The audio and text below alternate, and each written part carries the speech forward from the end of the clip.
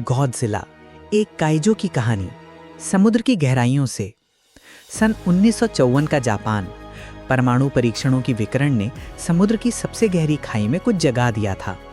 लाखों वर्ष पुराना ये प्राणी, जो इस धरती का असली स्वामी था, मनुष्यों से भी पहले का, उसका नाम था गॉडजिला। जब पहली बार वो जल से बाहर निकला तो टोक्यो के तट थरथरा उठे। 50 मीटर ऊंचा, परमाणु ऊर्जा से भरपूर और मनुष्यों की बनाई हर वस्तु से निर्भय। रात के 2 बजे भोंपो बजे। डॉक्टर यामामोतो अपनी प्रयोगशाला में था जब खिड़की से उसने देखा पूरी इमारतें ताश के पत्तों की भांति गिर रही थी। गॉडजिला के हर कदम से धरती कांपती थी।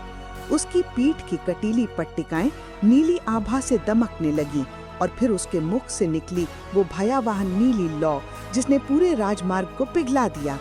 सेना के टैंक खिलौनों की भांति थे, युद्धक विमान कागज के समान।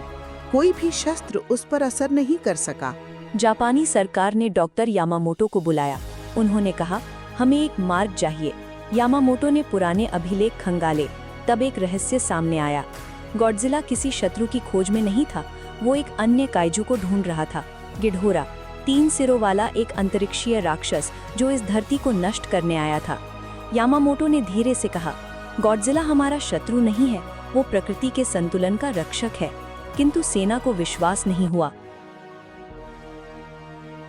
गिडोरा आया, आकाश से बिजली की भांति, 3 सिर, स्वर्णिम पंख और एक चीत्कार जो कानों को विदीर्ण कर दे।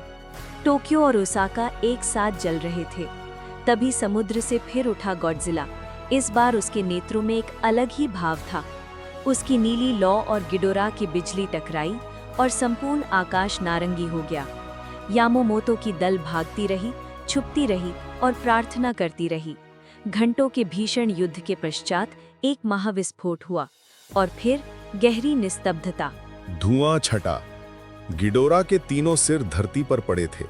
गॉडजिला खड़ा था, घायल, थका हुआ, परंतु जीवित। उसने एक बार मनुष्यों की ओर दृष्टि डाली। यामामोतो की सांस रुक गई और फिर गॉडजिला मुड़ा और धीरे धीरे समुद्र में लौट गया।